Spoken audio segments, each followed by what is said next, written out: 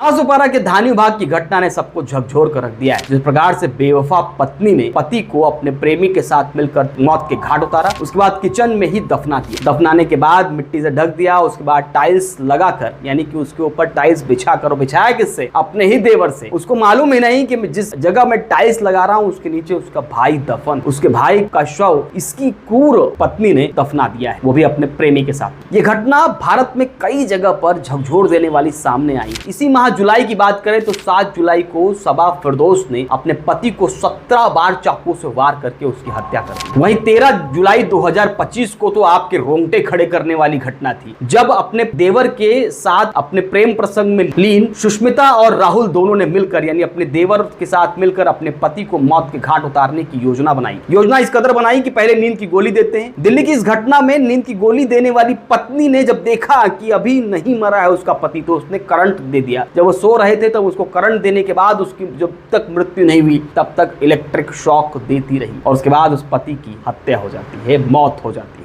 मामले का खुलासा एक चैट से होता है। उस चैट में राहुल कहता है सुष्मिता से, यानी कि उस पति की हत्या करने की योजना बनाने वाला देवर और भाभी दोनों चैट करते हैं, बातचीत करते हैं, बोलते हैं नींद की गोली देने से हत्या नहीं हुई ना, तो करंट दे दो, और करंट देकर मार डालो। तो वहीं 15 जुलाई की गुवाहाटी के असम से एक घटना सामने आई जिसमें रेशमा खातून ने 42 वर्षीय अहमद को 17 बार चाकुओं से वार करके उसको मौत के घाट उतार दिया। और बात सिर्फ शक की थी, जिसमें पत्नी ने 17 बार चाकुओं से वार किया और पति की हत्या कर दी। तो वहीं 9 जून 2025 की सोनम रघुवंशी की घटना तो आपको पता होगी कि उसने अपने पति को हनीमून पर ले गई और वहीं पर अपने प्रेमी के संग 3 ऐसे लोग जिससे कॉन्ट्रैक्ट किया था कि आप आएंगे अपने प्रेमी, मतलब उनके प्रेमी के साथ आएंगे, हत्या करेंगे, हत्या करने के चले जाएंगे और वो बता देंगे कि पति कहीं खाई में गिर गए या ऐसा कुछ हो गया। इस तरह की सोनम रघुवंशी की घटना संपूर्ण देश में चर्चा का विषय बना हुआ था। इस तरह की तमाम घटनाओं के बीच में नीले ड्रम वाली घटना तो आप सभी को याद ही होगी। अपने प्रेमी के साथ मिलकर ड्रम में चुना देना के बाद जिस तरह से घटना सामने आई थी, वो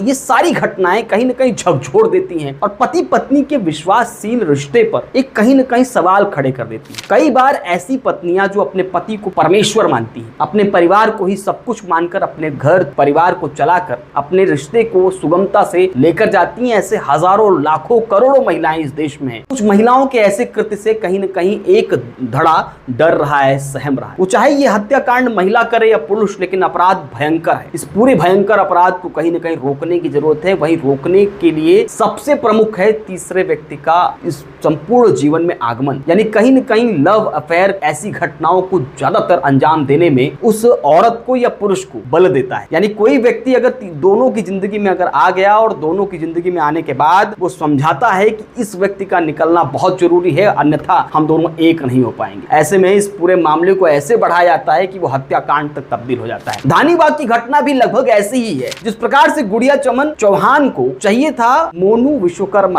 विश्वकर्मा को प्राप्त करने के लिए उन्होंने विजय चौहान अपने पति को अपने रास्ते से हटाने के लिए अपने घर में ही दफना दिया। ये घटना उतनी क्रूरतापूर्व है जितनी क्रूरतापूर्वक अन्य घटनाएं। इस घटना के बाद में जहां संपूर्ण इलाके में कई सारे सवाल खड़े हो गए हैं कि आखिर ये घटनाएं बारंबार हो क्यों रही। तीसरे व्यक्ति का आगमन, लव अफेयर, इस तरह की घटनाएं तो है ही, लेकिन कानून व्यवस्था भी और कड़ी होनी चाहिए। ड्रम वाली घटना से लेकर सोनम, दिल्ली और आदि बिहार तक की घटनाओं में जिस प्रकार से अगर पुलिस कड़ी कार्रवाई करके कुछ एक एग्जाम्पल सेट करे तो हो सकता है कि आगे आने वाले समय में और पुरुष की या महिला की मृत्यु रुक सकती है। कड़ी कार्रवाई होगी और कड़े नजर से देखा जाएगा। समाज सुधारक की तरफ से एक विशेष रूप से महिला और पुरुष इस बात को समझे कि आखिर ये घटना इस तरह के कृत्य निंदनीय है, बिल्कुल खराब है और नहीं करना चाहिए। इस पर ठीक से विचार करें तो हो सकता है कि इस तरह घटनाएं रुक जाए।